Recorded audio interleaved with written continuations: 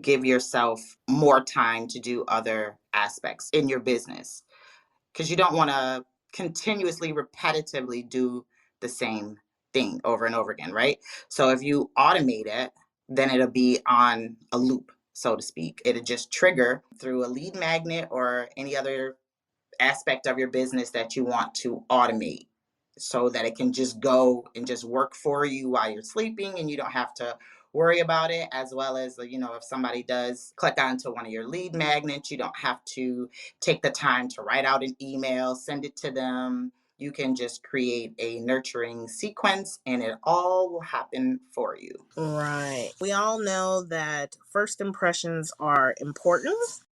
So when you start looking at automations, I would say look into anything that's client or customer service facing first.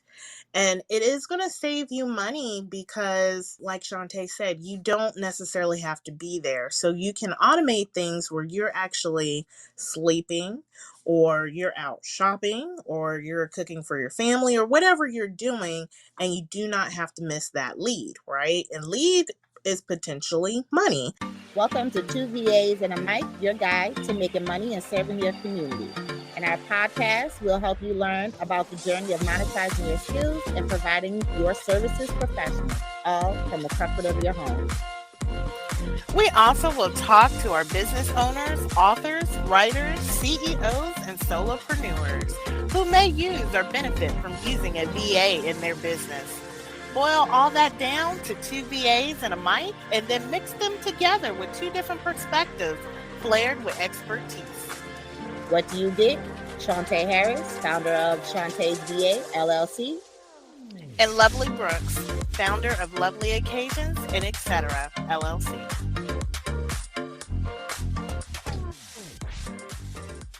We are talking about why automations are key.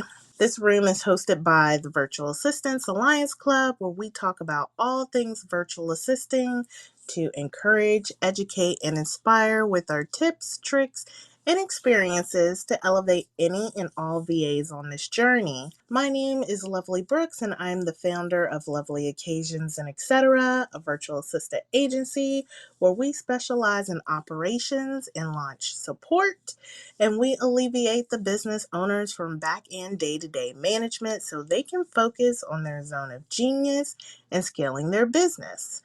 I am also a coach for new and inspiring virtual assistants, and I help them build sustainable, thriving virtual assistant careers. So I will also have our co-mod introduce herself.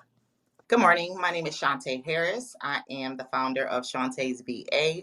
I specialize in newsletters and blogs, privacy policies, and low content books. Awesome. So Shauntá, we're going to start with automation. So I personally always like to say that there are 3 steps to kind of streamlining and organizing your business.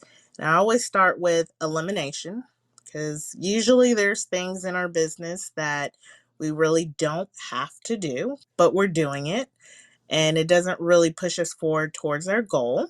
And then automations would be the second one. You want to look at what can you do to free up some of your time from doing things manually that is automatically there to also help bring up the revenue. And then I would say the last step is delegation, which is, okay, you've automated everything in your business you're able to, and you still want to free up some more time. You still want to get your systems in place so your business is running as much as possible on its own, so you can continue being the visionary that you are, or step in your zone of genius and stay there. So those are kind of like the 3 things I always advise people that they may want to look at first to make sure that their business is staying streamlined. And today we are going to jump into automations. So number 2. So after you have looked at everything and you just see what it is you don't have to do, what you can get rid of, what are maybe some things in your business you're doing that, you really just don't even need to necessarily keep that process, we want to look at automations. So Shauntá loves automations. So we are going to talk to her about What are some of the key points, and we'll probably take them one at a time, that you feel like automations are key for your business? Like you said, to streamline it and to give yourself more time to do other aspects in your business, because you don't want to continuously, repetitively do the same thing over and over again, right? So if you automate it, then it'll be on a loop, so to speak. It'll just trigger through a lead magnet or any other aspect of your business that you want to automate, so that it can just go and just work for you while you're sleeping and you don't have to worry about it. As well as, if somebody does click onto one of your lead magnets, you don't have to take the time to write out an email, send it to them. You can just create a nurturing sequence and it all will happen for you. Right. So, what are some things that you are saying? Did you say emails? Are you talking about email automations, or what kind of? Let's just say my back end of my business is completely disorganized, which I think is a good thing, because usually that means you at least have some things coming in where now you can't handle it as well. Where do you think you should automate first? Your CRM. My CRM is Honeybook, and Honeybook has a lot. Okay, so that's where all of my contracts are. That's where all of my email sequences are to my clients. That's a platform that my clients also pay through, as well as other features. So I would definitely, me personally, would start there, automating it. So when you get a inquiry, that's the terminology that Honeybook uses. But if you get a new person interested in your services or product, it's going to start to take them down a funnel. But with Honeybook, it automates it. So all you have to do is create your emails, then set up a workflow, which is another word for automations, and it'll trigger for the days that you set it on. And then it will trigger for payments, it will trigger which contract. You can do all of that while you're sleeping. And someone can just click on your contact form, fill out the information, and how you have your back end of your CRM set up is going to send them the correct brochure, the correct email, and you don't have to do anything. So I would definitely start there. That way you have organization from when your inquiries are coming in. You can list the priorities of each one that comes in. That way you know when your projects start and when your projects will end, or when you need to have a meeting with potential clients. I completely agree. I was actually going to say that that would be my first place where I would start as well. And this goes into why automations are actually key. One is because it's going to save you money, and it's going to help bring you money as well. Because one of the first places you want to look at is anything that's client or customer facing. That would be my first priority for that reason. If your clients or customers or potential clients are having a wonderful experience, it's just going to make it that much easier for them to book with you and sign that contract. If you're making it hard for them to reach you to begin with, then that's one of the things that, they're going to remember. They're going to start questioning, how easy was it for me to get in touch with this person? How easy was it for me to even just get through the door? We all know that first impressions are important. So when you start looking at automations, I would say look into anything that's client or customer service facing first. And it is going to save you money because, like Shauntá said, you don't necessarily have to be there. So you can automate things where you're actually sleeping, or you're out shopping, or you're cooking for your family, or whatever you're doing, and you do not have to miss that lead, right? And lead is potentially money. We definitely get to a point where we're automating anything client facing, anything potential customer facing, so you don't lose out on any leads. So your CRM system, which is your customer relationship management system, there's several of them out there. And it doesn't matter what type of business that you have, that is one of the things you definitely want to look at first, is just how can I make it completely easy for people to find me, to get the information they need, and then book a call with me. So after you do that, then yes, you can even do the emails. People want to make sure that they can get in touch with you. You're getting back in touch with them. They want to have all that set up in front of them before they ever get on a call with you. It just makes things nice and breezy. Now, when you're an entrepreneur, I know a lot of people also have concerns. How will they accept payment? I do love CRMs because you don't have to worry about that. You can actually do the payment through the CRM. And like HoneyBook, it does have a scheduling tool. And that is another thing that I think is so important to have. There's several of them out there. There's several of them free. But to me, even as a potential client for someone else, it is so helpful when you're like, okay, we need to make a meeting so we can talk about next steps.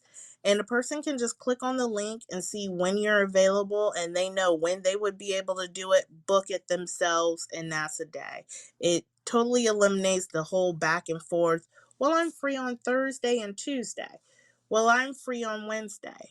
Well, what does your next week look like? Because again, if it starts to get to be a little bit too time consuming and it seems a little too difficult to get in touch with the person, you're already starting off with not the best experience. So the CRM system is putting your invoices out there, contracts. You don't have to look for, how am I going to find a contract? You won't have to look for that. You will have some contract templates. You will have a way to receive the money. You will have a way to do all these wonderful things, get a book call, to have a lead capture form set up. I also think that's pretty important, that goes into the system.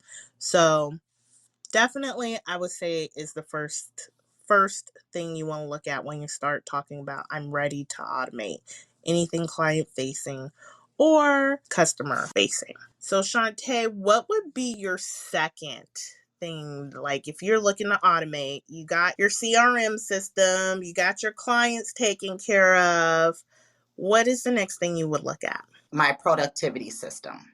I personally use ClickUp, and I love ClickUp. And I specifically love it because of their automations. Now, if you don't know about automations, they can get very, very expensive. So a platform like ClickUp, I personally like because you can manipulate the platform to automate on a task. Okay, I know that was a lot. So productivity system is going to help you organize the tasks that you have per client, or even tasks, or your to-do list that you have for your own business, right? So if we're using HoneyBook as an example, if I have a client or a potential client fill out my contact form, it creates a project called inquiry, first step, in HoneyBook, but it also triggers, because I use Zapier, any new inquiries to go into my ClickUp, which is my productivity software, to create me a task specifically for that inquiry. Right? Inside of that task, I already have a template created for when I do have an inquiry. All the information will filter in. Okay. And then I can just go through that information and see what tasks that the client and I agreed upon, and then set up everything from there. And then once it's set up, I have more automations attached to that particular task for when due dates are here. If I'm working with a team, when a team member needs to be notified about a previous task being completed, so that they can come over and take over their role, right? So in that aspect, I like automations because you don't have to continue to reach out to your team members. You don't have to continue to go back in and do the tedious task of filling in the information, because it's going to automatically happen, and it's automatically going to notify that team member or notify you of a due date coming up when you need to complete a task or reach out to a client. So productivity software would definitely be my next thing to tackle with automations. Yes, and I would agree with that as well. So there's a few. I do like ClickUp, but I'm going to say that ClickUp does not necessarily have my heart. So there are project management tools that I really enjoy. And ClickUp is one of them, but I think there are so many out there. And the ones that I have dealt with, okay, so there's a lot. I've dealt with Teams, Microsoft Teams. I know I have a lot of questions about that because Microsoft is a big one. I've dealt with Asana. I've dealt with Basecamp, Trello, ClickUp. I think it really does depend too. If you're trying to choose which project management system that you want to use, you need to kind of assess exactly where you're at. You want to assess how many people are using it, how many people are going to be on this project management tool, how in depth are your projects. Those are kind of the first two that I will look at.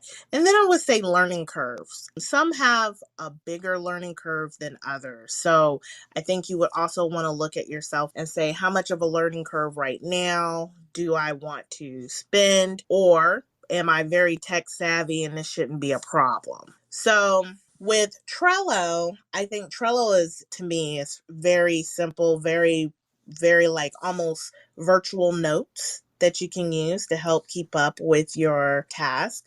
Now, many project management tools, they can change views where you can kind of do it similar to Trello.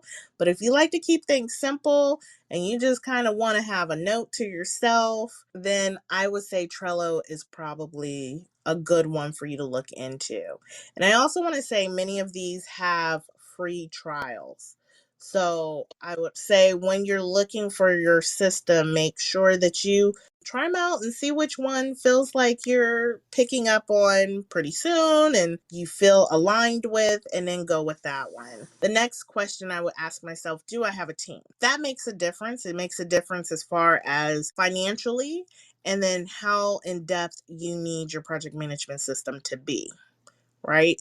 Because if you're talking to several different people and the whole goal is to get all these different people on the same path for the particular project, then that's something you want to take in consideration. So I would not necessarily recommend Trello for that. But I do think some good ones are Asana. I do think ClickUp is really good for that as well. Basecamp, I think, is in the middle. What I like about Basecamp is they just have a flat fee. So if you do have a team, but you guys are doing pretty simple things, then I would say Basecamp could be a really good one for you. It's very simple, very straightforward. When it comes to Microsoft Teams, that's a little bit like an all-in-one kind of thing. If you're really good with Microsoft products, if you're one that likes Microsoft products, it's been my experience that people are either Team Microsoft or Team Google almost. So if you use everything on Microsoft, you're pretty much you want to do Teams. I think that would be great because it does integrate easily into all of the Microsoft products. And it is also decently simple. So not too bad. There may be a little bit of a learning curve. I do feel like out of all of them, ClickUp has probably some of the most automations and some of the most things that you're able to do. But again, it comes with a little bit more of a robust learning curve. So with ClickUp, if you don't, this is just my personal opinion, if you don't really like the aspect of basically creating your own platform without any like templates, and you just want to go all in, like a person like me who just absolutely loves automations and systems, then I would hire a consultant to do the facing part and then, just have you learn it. But I do agree with Lovely. Trello is how I started. In order for me to even comprehend ClickUp or other platforms, Asana, Trello is definitely a start if you are a new VA or if you're just a new entrepreneur and you just need something to help you get organized. Trello is definitely a good start. I mean, you can incorporate just about everything in there and then move your steps along. So yes, I definitely agree to that. that is a really big jump, Shauntá. I didn't know that. What? What I say? Going from Trello to ClickUp, I that did. is a very big Oh, jump I there. did. Once So, I understood Trello and then I did some research on ClickUp, I was like, oh, wow. Because I mean, there's just so much to do with ClickUp. It is so awesome. You could do everything in there. You could do I am definitely a ClickUp advocate and affiliate. I like how you just snuck that in there. I would also say there's some other ones that people can use for their project management system as well, like Airtable. I do like Airtable a lot. It's almost done like a kind of a one that you can make into your own. It's got the sheets like Excel or sheets like Google, but it also's got the calendars. You can put pictures in there, and I have to admit that's what really got me. I was able to organize different things coming in, and I had a picture of the different people that were applying for certain things. I like the aesthetic of how it organized things. So you definitely can use that too. And again, free option there. So there's a lot of different ways to get to wherever the goal is that you're wanting to do without investing your money first and just seeing exactly how does it work for you. So, after you have done the whole client facing things, next thing you want to look at is how you're actually doing the projects. You want to make sure you get those streamlined, make sure the stuff the client can't see is organized well enough for you to see it, and you to make sure that you're straight, you have your checklist, and you can make sure it's really well. Notion is also one that I was introduced to slowly, so I don't know a whole lot about that one, but definitely I would put that on the list of ones to look at as well. Just on your notions, there is another tool that I use. Dang it. And I just lost my whole train of thought. But it's a digital book. It's like a digital book. You can write in it. You have special pens. And then at the bottom of it has a QR code. And that QR code, you tell it where it to go, right? So that is another automation system that I use. So if I'm out and about and I get a message from a client and then idea pops in my head, I'll write it in there, right? And then I will scan the code at the bottom, and all the notes that I wrote, it'll automate to my Google Drive. And then from my Google Drive, it zaps it into ClickUp, which creates a task and my to-do list. So that's another thing. If you're a person like me as well that likes to write down a lot of the stuff, that is a great tool. And I'll come back and tell you guys what it is, because right now I can't believe I can't remember the name of it. Oh. That's how it happens. You start thinking of it and then it flies off. Rocketbook. It's um, called a Rocketbook. Sorry, Rocketbook. I love that thing. I know last year I did do a lupus summit. I know that Lovelee has coming up here soon. And one of the things we did were how to help yourself with your chronic illness as well as your business. And that was one of the things I did talk about, how you can use that Rocketbook anywhere you are, even if you use it as a journal, and then you can upload it to wherever you need it to go. And it's going to translate it too. We're listening and you're taking notes. You could just scan that and it's going to go to your Google Drive and translate all your notes for you. And you can make notes, make a template out of it, do whatever you have to do with it. I think it is an awesome tool that anybody, not even just business owners, but anyone should have with them at all times. Sometimes you lose pages in a loose leaf notebook, right? But if you have that, it's automatically takes a picture, upload it, transcribes it, and then you do whatever you have to do with it. yes, I'm going to have to try that out. I do remember that. And for all of you guys who want more information, head over to the YouTube channel, Lovely Occasions and Etc. And it will say Speaking with Tools with Shauntá. And you can watch that video and she goes into more depth about the, what'd you say, Rocket Pocket? Pocket Rocket? It's called a Rocketbook. Hi, Michael. Rocketbook. And Okay, it's yeah. a So it's whiteboard. It's a walking whiteboard. So once you're done, say you fill up all the pages or what have you, you go back and you just erase it. You just get a cloth with water, erase it, or the pens that come with it does have erasers on the top of it. So you can continuously use it. And that way you're saving a little bit of money versus having to go buy notebook after notebook. I even got my daughter one for school. Awesome.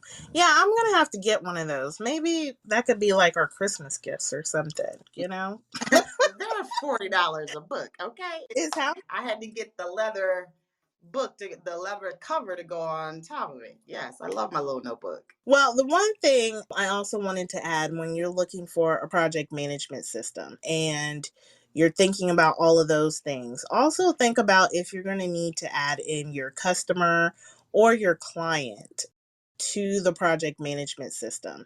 Every once in a while, I may have a client who has so many things that we're almost doing their whole back end, and they may not even have a project management system. So, in that case, what I may do is actually create a portion of the project management system that we use as a team and invite them to their section. So, there are certain project management systems that you can do that as well. And then that way your client can basically use your project management system, but they're locked off from the rest of it. Lovelee Occasions and Etc. specializes in operations. And we are introducing our team in a box, and that is where we actually will build out entrepreneurs and CEOs and business people, their teams completely from scratch, from business model to sourcing, vetting, training, and bringing in your team member and managing. So we're going to do the whole thing in the box for you. And then this goes with our virtual assistant program where we train new VAs, where we will be matching them with the business owners, CEOs, to be working in basically other businesses' teams. So we got those things going on. Those are signature programs. If you're a business owner and you're like, oh, I need some assistance with the whole business, then please make sure you guys DM me, or if you're looking about the certification that will be for the virtual assistants, that will be launching again soon. And then soon it'll be evergreen, so you guys can just come in when you need to and go through what needs to happen. So those are the things that we have going on. Shauntá, anything you want to share with us real quick? For me, my business finally finished my website. So that will be out. And I have 2 blogs on there about blogs and newsletters if you're interested. Awesome. So, anyways, I hope you guys really found this valuable, and I am getting ready to close out. Have a great day. Thank you for listening to 2 VAs and a mic. I'm Shauntá Harris. And I'm Lovelee Brooks. Until next time. Until next time, peace.